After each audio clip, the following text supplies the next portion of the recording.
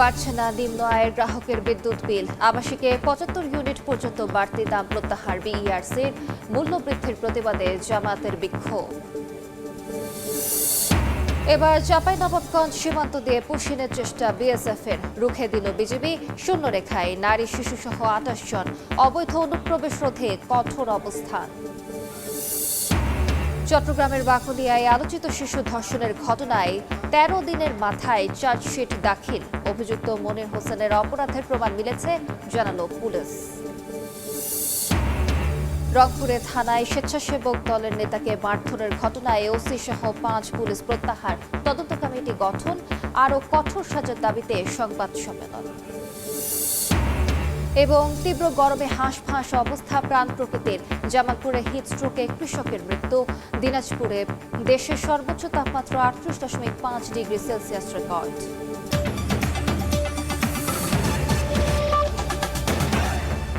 বাংলা সময়ের সঙ্গে আছি আমি। আবাসিকে ৭৫ ইউনিট পর্যন্ত বিদ্যুতের বাড়তি দাম প্রত্যাহার করেছে Bangladesh energy regulatory commission BERC.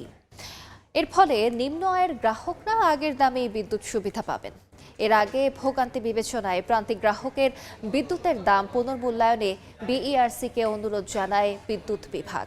এরপর বিকেলে এক বিজ্ঞপ্তিতে বর্ধিত দাম প্রত্যাহারের সিদ্ধান্ত জানায় বিইআরসি। বিজ্ঞপ্তিতে বলা হয়, আবাসিকে মাসিক ৫০ ইউনিট পর্যন্ত ব্যবহারকারীরা আগের মতোই ৪ টাকা ৬৩ পয়সা ও ৭৫ ইউনিট পর্যন্ত ব্যবহারকারীরা ৫ টাকা ২৬ পয়সা দরে বিদ্যুৎ পাবেন। তবে অন্যান্য গ্রাহকদের ক্ষেত্রে বুধবার যে দাম বাড়ানো হয়েছে তা বহাল থাকবে। তেল, গ্যাস ও বিদ্যুৎ সহ নিত্যপণ্যের মূল্য বৃদ্ধির প্রতিবাদে চট্টগ্রামে বিক্ষোভ মিছিল এবং সমাবেশ করেছে বাংলাদেশ জামায়াতে ইসলামী। বিকেলে নগরের আন্দরকিল্লা শাহী জামে মসজিদের সামনে থেকে মিছিল বের হয়। মিছিলটি নগরের নানা সড়ক ঘুরে চট্টগ্রাম প্রেস ক্লাবে গিয়ে শেষ হয়। এতে অংশ নেন মহানগরের নেতাকর্মী সহ সাধারণ মুসল্লিরাও। এ সময় বিদ্যুতের মূল্য বৃদ্ধির সিদ্ধান্তকে গণবিরোধী আখ্যা দিয়ে নিন্দা ও প্রতিবাদ জানান বক্তারা। বিদ্যুতের বর্ধিত মূল্য প্রত্যাহার এবং দ্রব্যমূল্যের ঊর্ধ্বগতি নিয়ন্ত্রণের দাবি জানানো হয়।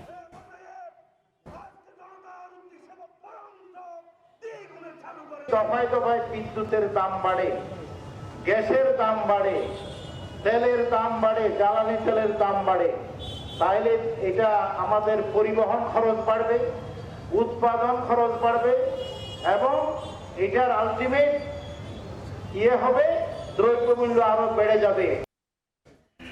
আবারও সীমান্ত দিয়ে পুশিনের চেষ্টায় বিএসএফ। যশোরে বাধা পাওয়ার পর এবার চাঁপাইনবাবগঞ্জ সীমান্ত দিয়ে ২৮ জনকে ঠেলে পাঠানোর চেষ্টা করা হয়। তবে বিজিবির বাধায় কেউ ঢুকতে পারেনি বাংলাদেশে। সীমান্তে শূন্যরেখায় অবস্থান করছেন নারী শিশুসহ ২৮ জন। সীমান্তে অবৈধ অনুপ্রবেশ রুখতে সতর্ক বিজিবি। কিছুদিন ধরেই সীমান্তে পুশিনের আতঙ্ক, তাই অস্ত্র হাতে অতন্ত্র প্রহরীর কঠোর অবস্থান। লক্ষ্য যে কোনো অপচেষ্টা রুখে দেওয়ার। দিনরাত টহলে বিজিবি। বৃহস্পতিবার ভোরে চাঁপাইনবাবগঞ্জ বাঙ্গাবাড়ি সীমান্ত দিয়ে ভারতীয় ভূখণ্ড থেকে ২৮ জনকে বাংলাদেশের দিকে ঠেলে পাঠানো হয়। তবে বিজিবির প্রতিরোধের মুখে বাংলাদেশে ঢুকতে পারেনি ওই দলটি। বিজিবির ১৬ ব্যাটালিয়নের অধিনায়ক লেফটেন্যান্ট কর্নেল মোহাম্মদ আরিফুল ইসলাম মাসুম এই পুশিনের চেষ্টার তথ্য নিশ্চিত করেন। বিজিবির বাধা পেয়ে পুশিনের চেষ্টায় থাকা দলটি আবারও শূন্যরেখায় অবস্থান নেয়। দলটিতে ২৮ জনের মধ্যে ১২ জন পুরুষ, ১০ জন নারী ও ৬ শিশু রয়েছে।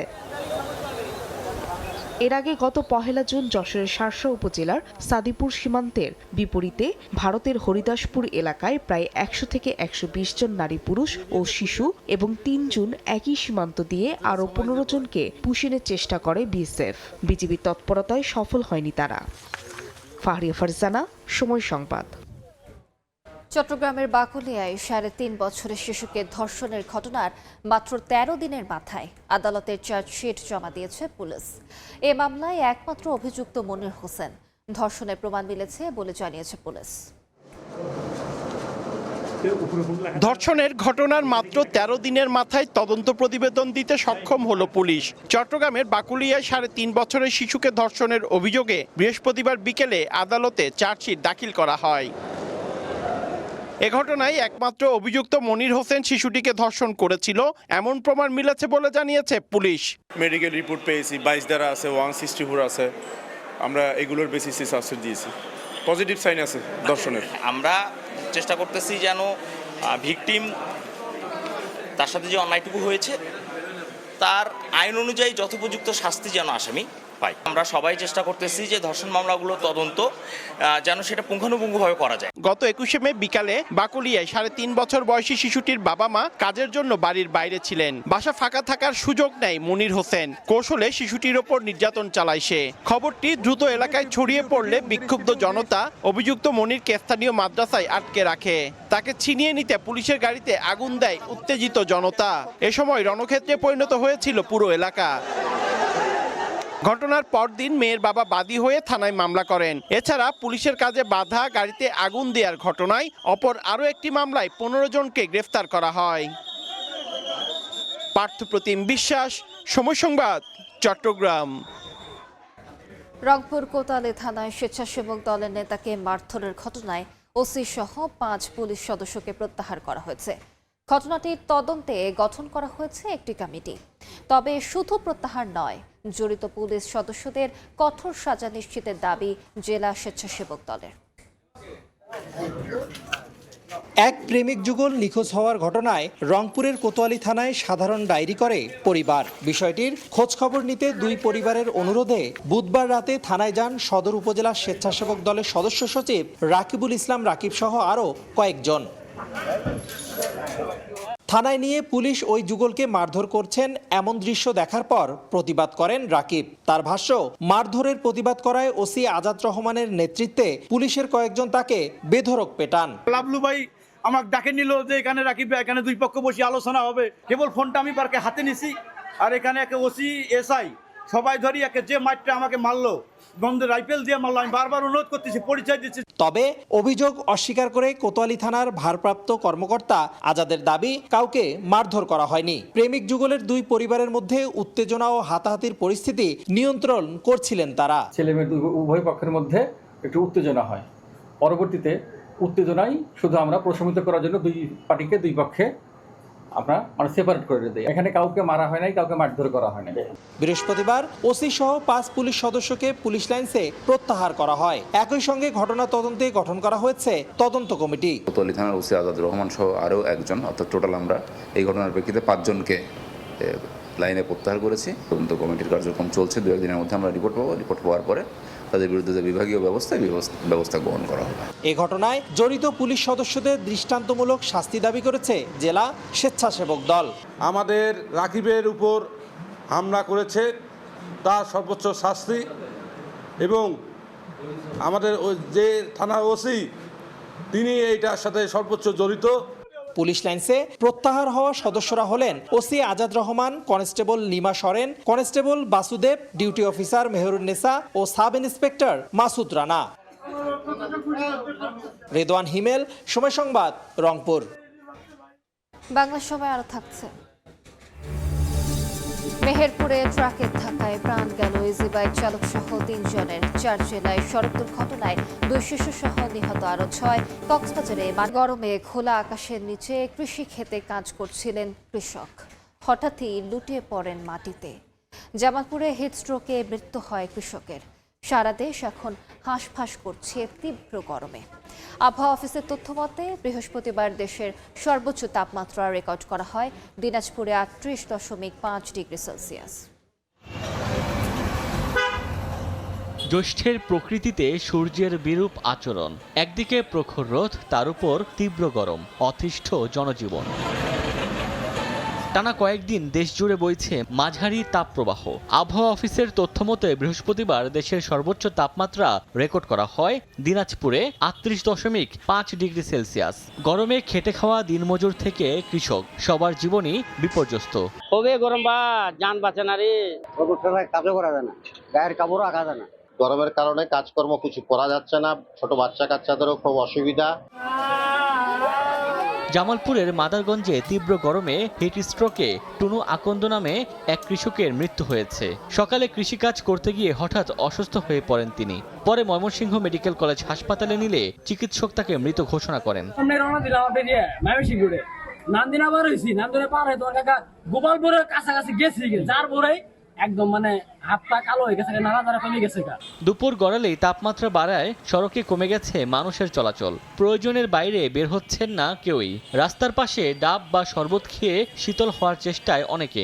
আমাদের কাজটা করতে খুব কষ্ট হয়ে যাচ্ছে, গরমটা অতিরিক্ত, খুব অস্থির। পানি সবসময় খাইতে হয়, স্যালাইন খাইতে হয়। তারপর মনে করেন বাসায় যায় অতিরিক্ত ক্লান্ত হয়ে যায়। খুব গরম, ঘাম, শরীর ঘামে যাচ্ছে, এবং গরমটা খুব বেশি। চুয়াডাঙ্গায় গরমে তৃষ্ণার্ত মানুষের জন্য রেড ক্রিসেন্টের পক্ষ থেকে বিতরণ করা হয় বিশুদ্ধ খাবার পানি ও স্যালাইন। ওমর ফারুক, সময় সংবাদ। কক্সবাজারে বাটি কাটার সময় ধস, চাপা পড়ে প্রাণ গেল 2 শ্রমিকের। গুরুতর আহত আর এক শ্রমিককে পাঠানো হয়েছে চট্টগ্রামে। ফায়ার সার্ভিস বলছে অপরিকল্পিতভাবে বাটি কাটার কারণে এমন দুর্ঘটনা।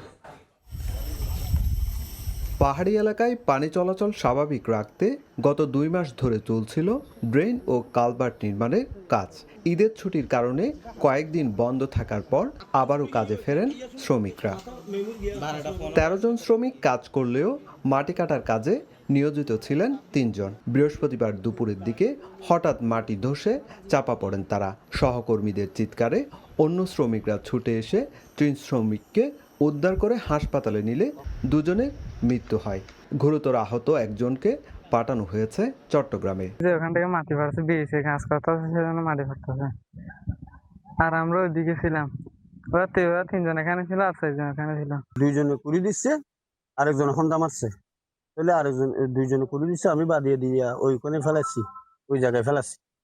তখন এই জায়গায় ফেলাইতে হাতে কেমনি আবাস হয়েছে, ওইদিকে দেখি মেডি ও বাবা এলে তাড়াতাড়ি আসো, সবাই তাড়াতাড়ি ইতারের বাইর করি। এটা মূলত পাহাড় কাটা না, এটা হচ্ছে ওই যে কালভার্টে কাজ করার জন্য, কাজগুলো করা হচ্ছে। তো দুর্ঘটনাবশত অ্যাক্সিডেন্ট ঘটে গেছে, তাদেরকে কন্ট্রাক্টরের লোক নিয়ে গেছে। ঘটনাস্থল পরিদর্শন শেষে ফায়ার সার্ভিস জানায় অপরিকল্পিতভাবে মাটি কাটার কারণে এই দুর্ঘটনা হতে পারে।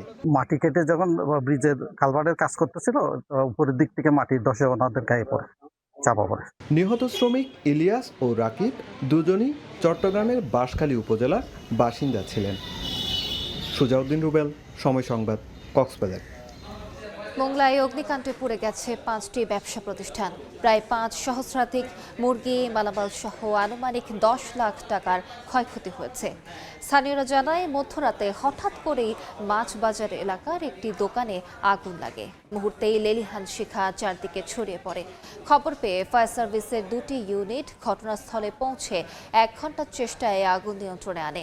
এতে 2টি পাইকারি মুরগির ও 3টি মাছের আড়ত সম্পূর্ণ পুড়ে যায়। বৈদ্যুতিক শর্ট সার্কিট থেকে আগুনের সূত্রপাত বলে ধারণা ফায়ার সার্ভিসের। সমুদ্র সৈকত কক্সবাজারে আনন্দ ভ্রমণ অনেক সময় পরিণত হচ্ছে শোকে। সাগরের স্রোতে ভেসে প্রতি বছর বাড়ছে মৃত্যু ও নিখোঁজের ঘটনা। গত 12 বছরে প্রাণ হারিয়েছেন 74 পর্যটক। শুধু গত বছরই মারা গেছেন 25 জন। এ অবস্থায় প্রশ্ন উঠেছে, পর্যটকদের নিরাপত্তায় কতটা প্রস্তুত সংশ্লিষ্ট কর্তৃপক্ষ? মোহাম্মদ ফরাজের ক্যামেরায় বিস্তারিত জানাচ্ছেন সুজাউদ্দিন রুবেল।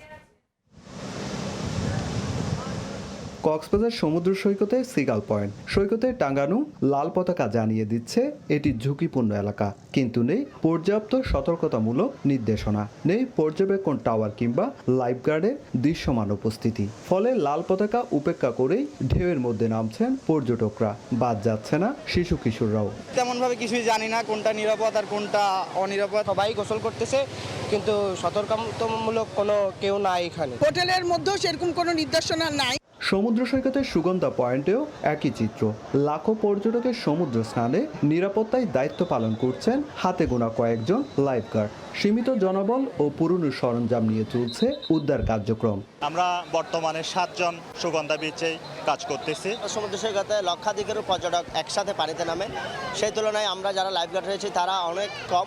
120 কিলোমিটার দীর্ঘ সৈকতের মধ্যে মাত্র 1.5 কিলোমিটার এলাকায় সীমিত আকারে লাইফগার্ড সেবা রয়েছে, তাও পরিচালিত হচ্ছে একটি বেসরকারি সংস্থার মাধ্যমে। সংশ্লিষ্টদের মতে স্থায়ী সরকারি লাইফগার্ড ব্যবস্থা ছাড়া পর্যটকদের নিরাপত্তা নিশ্চিত করা কঠিন। একজন ট্যুরিস্ট কক্সবাজার ভ্রমণ করার আগে থেকেই যেন উনি সতর্ক বার্তাটি পান। গভর্নমেন্ট থেকে একটা নির্দেশিকা যদি দেওয়া হয় তাহলে যে অকাল মৃত্যু হচ্ছে এই মৃত্যুগুলো একটু কমে যেত। তবে জেলা প্রশাসন বলছে লাইফগার্ডের সংখ্যা বৃদ্ধি, প্রশিক্ষণ উন্নয়ন এবং আধুনিক সরঞ্জাম সরবরাহের উদ্যোগ নেওয়া হয়েছে। ইতিমধ্যেই লাইফগার্ড সেবা মান বাড়ানোর জন্য ওনারা সব ধরনের সরকারের পক্ষ থেকে সহায়তার আশ্বাস দিয়েছে। বিশ্বের দীর্ঘতম সমুদ্র সৈকতে পর্যটকদের নিরাপত্তা নিশ্চিত করতে প্রয়োজন পর্যাপ্ত লাইফগার্ড, আধুনিক উদ্ধার সরঞ্জাম ও সচেতনতামূলক ব্যবস্থা।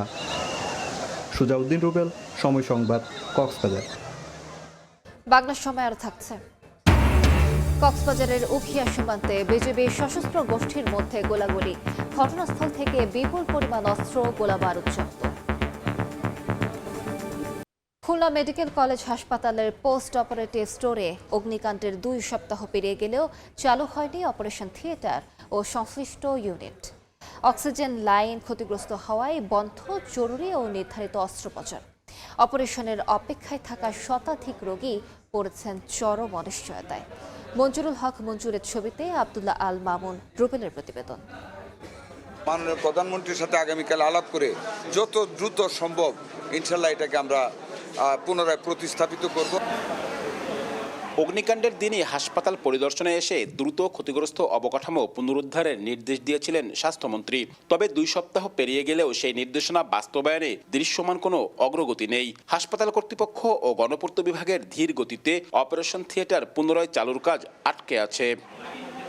খুলনা মেডিকেল কলেজ হাসপাতালের সার্জারি ওয়ার্ডে অপারেশনের অপেক্ষায় রোগীদের দীর্ঘ তালিকা। অপারেশনের ডেট পড়ছিল, আমি গেছিও, লোকজন বেশি হয়েছে, এই কারণে ফেরত আসছি। ঈদের পরে অপারেশন করার কথা ছিল, কিন্তু এই আগুন লাগার কারণে ওটির পারমিশন পাচ্ছেন। এই অবস্থায় বিপাকে পড়েছেন চিকিৎসকরাও। গেলেই রাউন্ডে জিজ্ঞেস করে স্যার কবে অপারেশনের ডেট, আমরা তো তখন বলতে পারি না এক্স্যাক্ট যে আপনার এই শিডিউল। হাসপাতাল কর্তৃপক্ষ বলছে স্বাস্থ্যমন্ত্রীর নির্দেশনার পরও এখনও অ্যাসেসমেন্ট শেষ করতে পারেনি গণপূর্ত বিভাগ। অন্যদিকে গণপূর্ত বিভাগের দাবি ক্ষতিগ্রস্ত মালামাল সরাতে বিলম্ব হওয়ায় কাজ শুরু করা যায়নি। আমাদেরও কিন্তু তাদেরকে বারবার আমরা ফোন করি, ওনারা আসে বা ফোনে কথা হয়। আমাদের দিক থেকে কিন্তু আমরা বারবার নক করতেছি। কিছু মালামাল ছিল যেগুলা হচ্ছে নিমিউ কর্তৃক এগুলা সার্ভে করা হবে, ওই সার্ভে এখনো আজ পর্যন্ত হয়নি। ওনারা আজকে কথা বললো যে মাল সরাই রাখবে, পরে এটা সার্ভে করবে। গত 20 মে ভোরে অপারেশন থিয়েটারের পাশের একটি স্টোররুমে আগুন লাগে। এতে স্টোররুমের পাশাপাশি অপারেশন থিয়েটারের গুরুত্বপূর্ণ অবকাঠামো ক্ষতিগ্রস্ত হয়। আব্দুল্লাহ আল মামুন, রুবেল, সময় সংবাদ, খুলনা। 5 জেলায় সড়কে ছড়ল 9 প্রাণ। মেহেরপুরে ট্রাকের ধাক্কায় ইজি বাইকের চালক সহ নিহত হয়েছেন 3 জন। গাজীপুরে বাসের ধাক্কায় অটোরিকশা দুমড়ে মুচড়ে প্রাণ গেছে 2 জনের। এছাড়া নাটোরে 2 শিশু, পিরোজপুর ও দিনাজপুরে 2 শিক্ষার্থী নিহত হয়েছেন। সড়কে ঝরল 9 তাজা প্রাণ, আহত হয়েছেন আরও 19 জন। বৃহস্পতিবার দুপুরে ইজি বাইক চালক আরিফুল ইসলাম মেহেরপুরের শালিকা থেকে যাত্রী নিয়ে বামন্দিতে যাওয়ার পথে অলিনগর এলাকায় পৌঁছালে বিপরীত দিক থেকে আসা একটি ট্রাক ইজি বাইকটিতে ধাক্কা দেয়। এতে চালকসহ 4 জন আহত হন। তাদের উদ্ধার করে হাসপাতালে নিয়ে যায় স্থানীয়রা। পরে চিকিৎসাধীন অবস্থায় শিশুসহ 3 জন মারা যান। ঢাকা ময়মনসিংহ মহাসড়কের গাজীপুরের বাইপাস এলাকায় একটি অটোরিকশাতে পেছন থেকে ধাক্কা দেয় একটি বাস। এ সময় সামনে থাকা আরেকটি বাসের সঙ্গে ধাক্কা লেগে 2 বাসের মাঝে পড়ে ঘটনাস্থলেই অটোরিকশার চালক সহ 2 জন নিহত হন। বিনিময় বাস, এই বাসটি সামনে একটা অটো ছিল, যে অটোর উপর দিয়ে একবারে উঠেই যায়, একেবারে মানে উঠে যায় এবং স্পটেই 2 জন আর কি মারা যায়। রাজশাহী থেকে মাইক্রোবাসে পরিবার সহ ঢাকায় আসছিলেন আকিব। নাটোরের বড়াই গ্রামের রয়না এলাকায় পৌঁছালে বিপরীতমুখী পণ্যবাহী ট্রাকের ধাক্কায় ঘটনাস্থলেই 4 মাস বয়সী শিশু ইজাজ নিহত হয়। খবর পেয়ে ফায়ার সার্ভিস কর্মীরা গিয়ে আকিব, তার মা কণা, স্ত্রী অ্যানি ও 4 বছরের আরেক সন্তান ইহানকে উদ্ধার করে রাজশাহী মেডিকেল কলেজ হাসপাতালে নেয়ার পথে ইহানেরও মৃত্যু হয়। এদিকে দিনাজপুরের নবাবগঞ্জের ভাদুরিয়া বাজার এলাকায় ট্রাকের ধাক্কায় এক শিক্ষার্থী নিহত হয়েছেন। আহত বোনকে হাসপাতালে ভর্তি করা হয়। এ ঘটনায় চালক ও হেলপারকে আটক করা হয়েছে। পিরোজপুরের ডুমুরিতলায় বাসের ধাক্কায় অটোরিকশায় থাকা কলেজ শিক্ষার্থীর মৃত্যু হয়েছে। আহত শিক্ষার্থীর মা ও অটোরিকশা চালককে উদ্ধার করে হাসপাতালে ভর্তি করা হয়। ব্রাহ্মণবাড়িয়ার পাখাচং এলাকায় অবৈধ লেভেল ক্রসিং পার হওয়ার সময় একটি মাইক্রোবাসে ধাক্কা দেয় সিলেটগামী জয়ন্তিকা এক্সপ্রেস ট্রেন। এতে মাইক্রোবাসটি দুমড়ে মুচড়ে গিয়ে খাদে পড়ে যায়। তবে এতে হতাহতের কোনো ঘটনা ঘটেনি। খুলনা মোংলা মহাসড়কের তেঁতুলিয়া ব্রিজ এলাকায় মাইক্রোবাস পিকআপের মুখোমুখি সংঘর্ষে 2 গাড়ির চালকসহ 12 জন আহত হন। খাদিজা স্বপ্না, সময় সংবাদ। কক্সবাজারের উখিয়ার মিয়ানমার সীমান্তে বিজিবি ও সশস্ত্র গোষ্ঠীর সদস্যদের মধ্যে গোলাগুলি হয়েছে। এতে কেউ হতাহত না হলেও ঘটনাস্থল থেকে বিপুল পরিমাণ অস্ত্র, গোলাবারুদ ও ইয়াবা জব্দ করা হয়েছে। বিজিবি জানায়, বুধবার বিকেলে সীমান্তবর্তী নাফ নদীর 0 লাইনের কাছে মিয়ানমার থেকে জেলের বেশে হঠাৎ নৌকাযোগে কয়েকজন অস্ত্রধারী উপস্থিতি লক্ষ্য করা যায়। এ সময়ে টহলরত 64 বিজিবি সদস্যরা তাদের ওপর গুলি করে। সশস্ত্র গ্রুপটি কয়েক রাউন্ড ফায়ার করে নৌকা রেখে নাফ নদীতে ঝাঁপ দিয়ে মিয়ানমারে পালিয়ে যায়। পরে নৌকাটি আটকের পর তল্লাশি করে একটি G3 রাইফেল, 3টি G3 খালি ম্যাগাজিন, 3টি খালি ফাইবার ম্যাগাজিন এবং 515 রাউন্ড গুলিসহ বেশ কিছু মালামাল জব্দ করে বিজিবি। সুন্দরবনে কোস্ট গার্ডের অভিযানে অস্ত্রগুলি সহ ডাকাত করিম শরীফ বাহিনীর এক সদস্যকে আটক করা হয়েছে। গোপন সংবাদের ভিত্তিতে বুধবার বিকেলে ড্রেনের খাল এলাকায় বিশেষ অভিযান চালায় কোস্ট গার্ডের সদস্যরা। উপস্থিতি টের পেয়ে ডাকাত দলের সদস্যরা বনের গহীনে পালানোর চেষ্টা করে। এ সময় ধাওয়া করে ডাকাত আল আমিনকে আটক করা হয়। পরে ওই এলাকায় তল্লাশি চালিয়ে 4টি 1নলা বন্দুক, 20টি রাউন্ড তাজা কার্তুজ, 74 রাউন্ড ফাঁকা কার্তুজ, 7 রাউন্ড এয়ারগানের গুলিসহ বেশ কিছু মালামাল জব্দ করা হয়। পরবর্তীতে আটক ডাকাতের স্বীকারোক্তি অনুযায়ী বাগেরহাটের মোরেলগঞ্জে তার নিজ বাড়িতে আরেকটি অভিযান চালায় কোস্টগার্ড। সেখান থেকে বন্যপ্রাণী শিকারের নিষিদ্ধ ফাঁদ ও মালামাল জব্দ করা হয়। ঝিনাইদহে দুপক্ষের সংঘর্ষে অন্তত 50 জন আহত হয়েছেন। পুলিশ জানায়, শৈলকুপা উপজেলার বিষ্ণুপুর গ্রামে আধিপত্য নিয়ে ইউপি সদস্য কপিল উদ্দিন ও সাবেক ইউপি চেয়ারম্যান মতিয়ার রহমানের সমর্থকদের মধ্যে বিরোধ চলে আসছিল। এর জের ধরে সকালে উভয় পক্ষের লোকজন দেশীয় অস্ত্র নিয়ে সংঘর্ষে জড়ায়। এতে অন্তত 50 জন আহত হন। ভাঙচুর করা হয় বেশ কয়েকটি বাড়িঘর। খবর পেয়ে পরিস্থিতি নিয়ন্ত্রণে আনে পুলিশ। আহতদের উদ্ধার করে শৈলকুপা উপজেলা স্বাস্থ্য কমপ্লেক্স ও ঝিনাইদহ সদর হাসপাতালে ভর্তি করা হয়। ভোলায় ভাড়া বাসা থেকে গৃহবধূর মরদেহ উদ্ধার করা হয়েছে। সকালে উকিলপাড়া গোরস্থান মাদ্রাসা এলাকার একটি 5তলা ভবন থেকে সুবাইয়া আক্তার মিতু নামের একজনের মরদেহ উদ্ধার করা হয়। নিহতের স্বজনরা জানান, মিতুর সঙ্গে স্বামী সোহাগের দীর্ঘদিন ধরে দাম্পত্য কলহ চলছিল। এ নিয়ে একাধিকবার বিচার সালিশও হয়। ঘটনার দিন সকালে সোহাগ মিতুর মাকে ফোন করে তাকে দ্রুত বাসায় যেতে বলেন। এতে সন্দেহ হয় তাদের। পরে বাসায় গিয়ে বিছানার ওপর মৃত্যুর মরদেহ পড়ে থাকতে দেখেন তারা।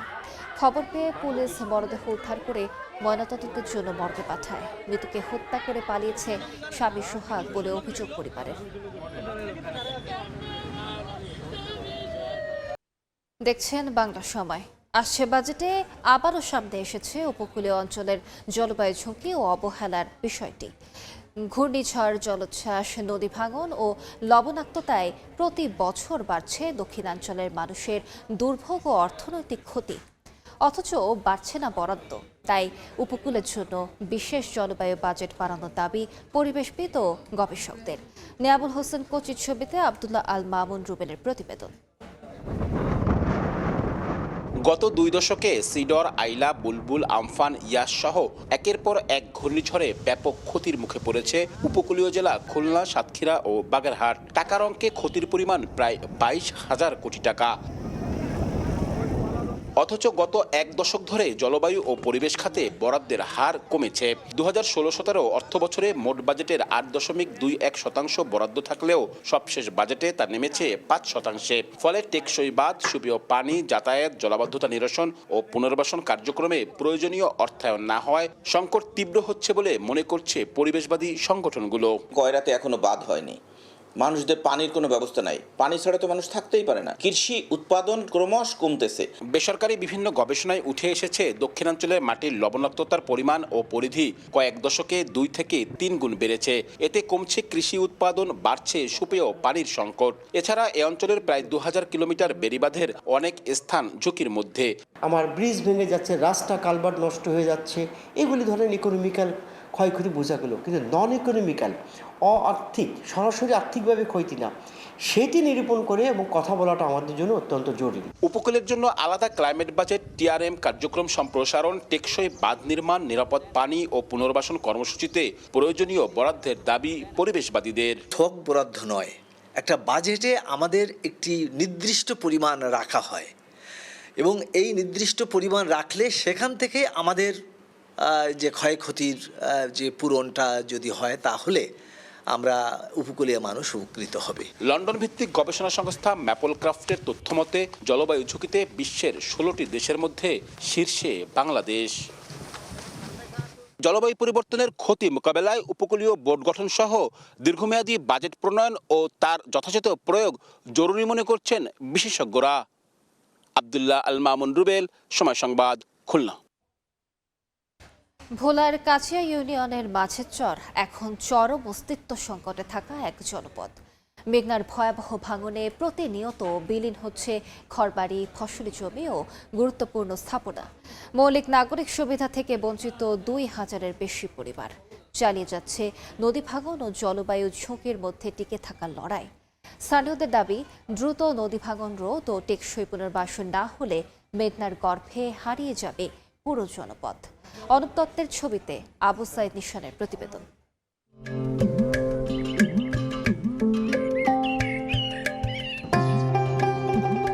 80 বছর বয়সী রতন শিকদার 3 দশকে 3 বার নদীগর্ভে হারিয়েছেন তার বসতভিটা, জমি ও জীবনের সব সঞ্চয়। প্রতিবারই নতুন করে ঘুরে দাঁড়ালেও এখনো তার বসবাস সেই ভাঙন আতঙ্কে। এই নদীর গর্ভে 1150 ফ্যামিলি আসলাম, সব নদী ফেলেন করে দিয়েছে। আমাকে ঘর নাই, বাড়ি নাই, কিছু নাই, চলার কোনো রাস্তা নেই, ঘাট নেই, আমরা অসহায় না। শুধু রতন শিকদারই নন, মালেক ফরাজি, হোসেন গাজী সহ অন্তত 2000 পরিবার প্রতিনিয়তই থাকেন নদী ভাঙনের শঙ্কায়। বসতভিটা হারিয়ে তাদের ঠিকানা এখন আশ্রয় কেন্দ্র। অভিযোগ আছে এসব আশ্রয় কেন্দ্রেও রয়েছে নিরাপত্তার শঙ্কা। নদী আমাদেরকে 3 বার ভাঙছে, এখন আমরা রাস্তার আশেপাশে বসবাস করতেছি। আমরা কই যাইমু, কই থাকমু, কি করুম, আমাদের কোনো তথ্য নাই। এনে অস্থায়ীভাবে আসি, আর মনে হয় কিছুদিন এখানে থাকতে পারবো। পুরো চরে নেই বিদ্যুৎ সংযোগ, নেই কোনো স্থায়ী শিক্ষা প্রতিষ্ঠান, স্বাস্থ্যসেবা কেন্দ্র কিংবা মৌলিক নাগরিক সুবিধা। জীবিকার একমাত্র ভরসা মাছ ধরা ও কৃষিকাজ। সরকারি সেবার বাইরে থেকেও প্রতিদিন বেঁচে থাকার অনিঃশেষ লড়াই এই জনপদের মানুষের। যাতায়াতের আমাকে কোনো লাইন নাই, আমরা কিভাবে চলাফেরা করব? নিজে বাড়ি হাসপাতাল নিজে নিলে আমাকে লোক থাকে না। আমাকে স্কুলে আমরা কই পড়বো। চরটিতে যাতায়াতের একমাত্র মাধ্যম ট্রলার, যা চলে সকাল 8টা থেকে বিকাল 5টা পর্যন্ত।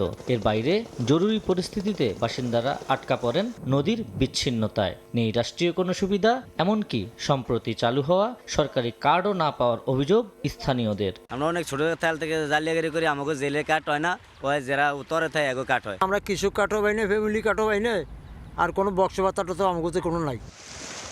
নদী ভাঙনের বড় কারণ হিসেবে ড্রেজার দিয়ে বালু উত্তোলনকে দায়ী করা হয়। চরবাসীদের অভিযোগ, অবৈধ ও নিয়ন্ত্রণহীন বালু উত্তোলনেই গতিপথ বদলে আগ্রাসী হচ্ছে মেঘনা।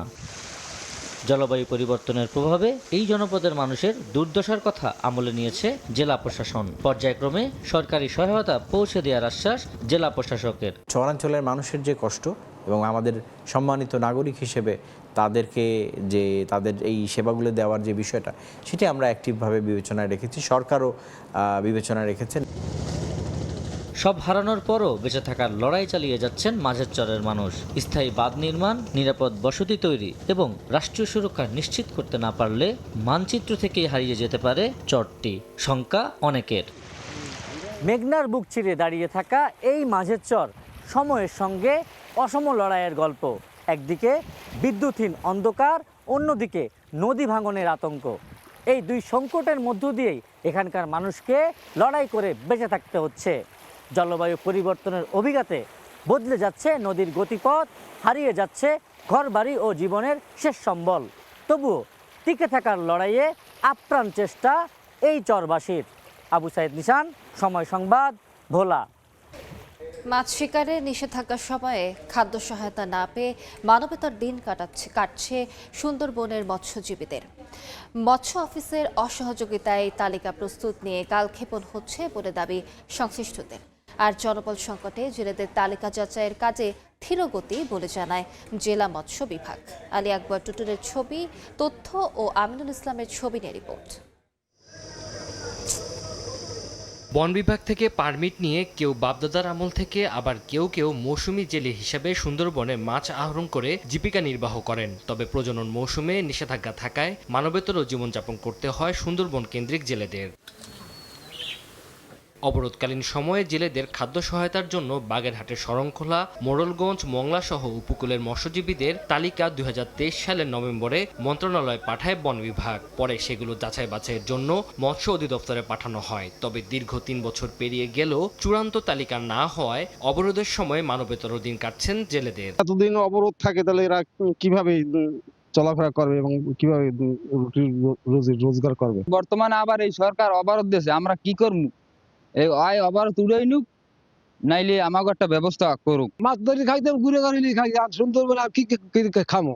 সব দেহ তো বন্ধ হয়ে গেছে। সুন্দরবন যেকালে বন্ধ থাকে একালে আমাদের কোনো খাদ্য কোনো কিছু পাই না, এবং চাল ডাল কোনো কিছু দেয় না, সরকার মুখ কিছু দেই না। সরকারের কাছে আবেদন আমরা আমাকে সহযোগিতা করুক। জেলে তালিকা চূড়ান্ত করে খাদ্য সহায়তার আওতায় আনা হলে বনে অপরাধ কমে আসবে। আর মৎস্য বিভাগের অসহযোগিতায় তালিকা প্রস্তুত নিয়ে কালক্ষেপণ হচ্ছে বলে জানায় বন বিভাগ। শরণখোলা উপজেলা থেকে আমরা যথেষ্ট সহযোগিতা পাই নাই, ওনারা কমপ্লিটলি বন্ধ রাখছেন। তো সেটার জন্য ওনারা কালক্ষেপণ করছেন।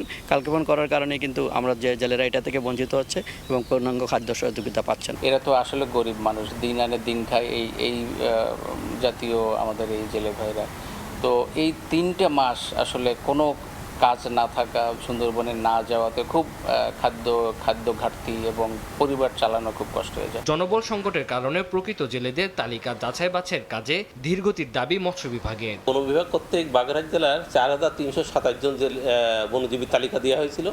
আমরা চূড়ান্ত যাচাই বাছাই করে দেখেছি 1590 জন মৎস্যজীবী আছে, যার মধ্যে অনেকে আমাদের খাদ্য সহায়তা পেয়ে থাকে। যদি সরকার তাদের অনুকূলে কোনো খাদ্যশস্য বরাদ্দ দেয় তাহলে তারা পাবে। বাগেরহাট, খুলনা ও সাতক্ষীরা জেলায় সুন্দরবনের উপর নির্ভরশীল 18,540 জন জেলের তালিকা প্রস্তুত করে বন বিভাগ। 1 জুন থেকে 30 আগস্ট পর্যন্ত 3 মাসের নিষেধাজ্ঞা দিয়েছে সরকার। সময় সংবাদ, বাগেরহাট। কোরবানির পশুর চামড়ায় ল্যাম্পি স্কিন ডিজিজ সহ নানা রকম রোগের চিহ্ন। এতে বিপাকে পড়েছেন কুষ্টিয়া চামড়া ব্যবসায়ীরা। আড়তদাররা বলছেন, রোগাক্রান্ত পশুর চামড়া ট্যানারিতে পাঠালে দাম অনেক কমে যায়, যার নেতিবাচক প্রভাব পড়ছে ব্যবসায়। লবণ দিয়ে স্তূপ করে রাখা হয়েছে কোরবানির পশুর চামড়া। অনেকে সেখান থেকে বের করে পরীক্ষা করছেন। কুষ্টিয়ার আড়তে স্থানীয় ও আশপাশের কয়েকটি জেলায় কোরবানির পশুর চামড়া আসে। তবে এবছর ঈদে সংগ্রহ করা চামড়ায় দেখা দিয়েছে ল্যাম্পি স্কিন ডিজিজের ক্ষত। পশুর এই রোগের কারণে চামড়ায় গুটি, ক্ষত ও বিবর্ণ হয়ে যায়। ব্যবসায়ীরা বলছেন, আড়তে আসা চামড়ার মধ্যে প্রায় 35% চামড়ায় এই রোগ ধরা পড়েছে। এই কারণে চামড়ার মান নিয়ে দুশ্চিন্তায় তারা। ল্যাম্পিং আছে, গুটি আছে, চেল্লা আছে, আটলি আছে, বিভিন্ন ধরনের রোগ আছে। চামড়াগুলো দেখে শুনে আমাদেরকে কিনা লাগবে।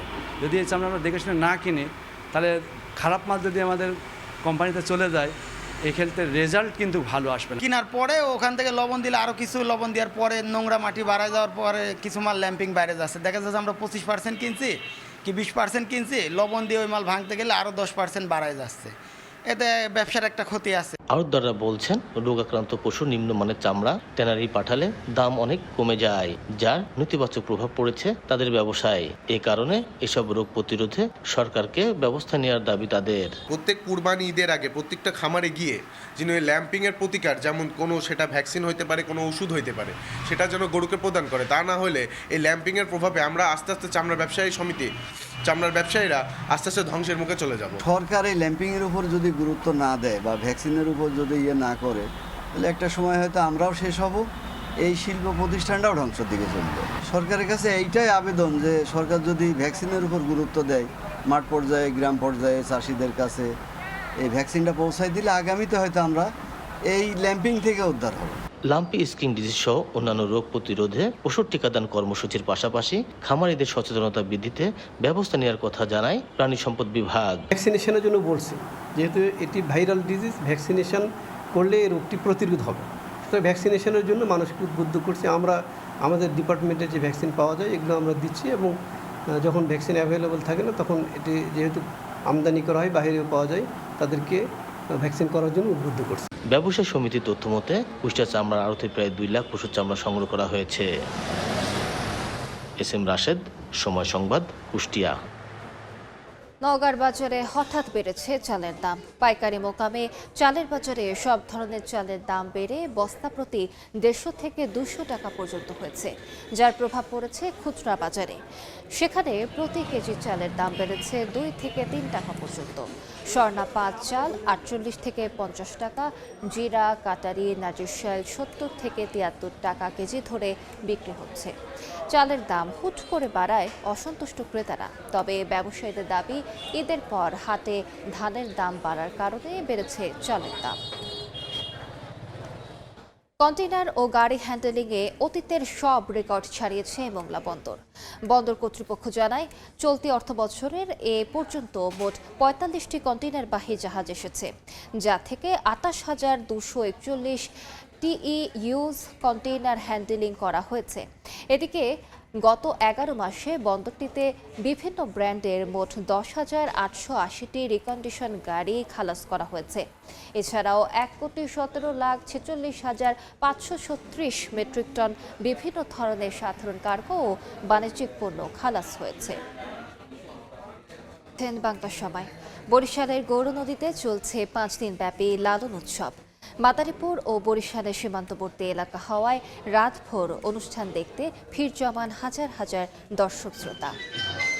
1 কিলোমিটার সমান পুকুর ছেয়ে গেছে বর্ণিল আলোকসজ্জায়। সড়কের চারপাশে সাজানো হয়েছে আধুনিক লাইটিং দিয়ে। মঞ্চের সামনে হাজার হাজার দর্শক শ্রোতা উপভোগ করছেন লালন উৎসব।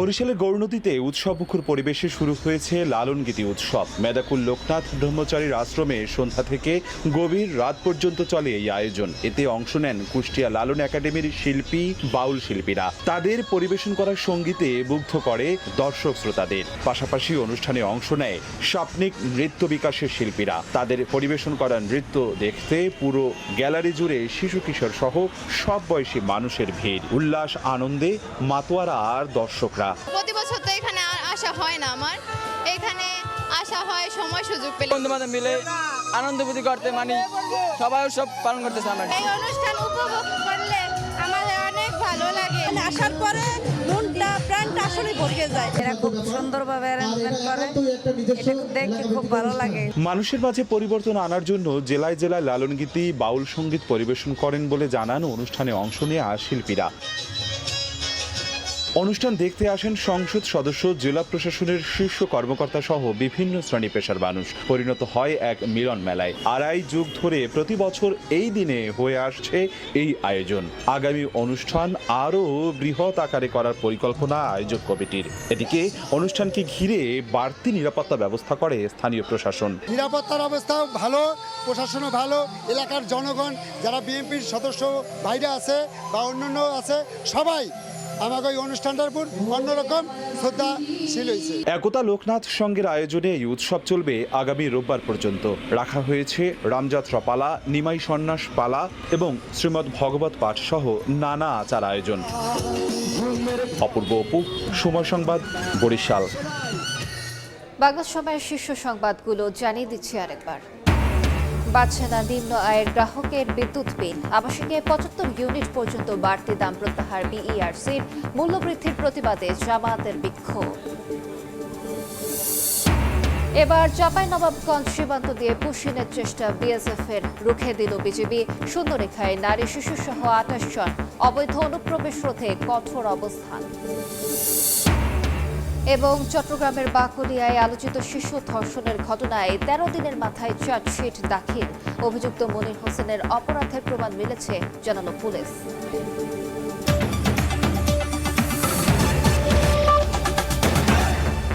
এ ছিল বাংলার সময়। এরপর দেখবেন সন্ধ্যার সময়। সঙ্গে থাকবেন মাহাদি ইসলাম ধ্রুব। আলিশা, আপনাকে ধন্যবাদ। সন্ধ্যার সময় নিয়ে আসছে কিছুক্ষণ পর। সঙ্গেই থাকুন সময়।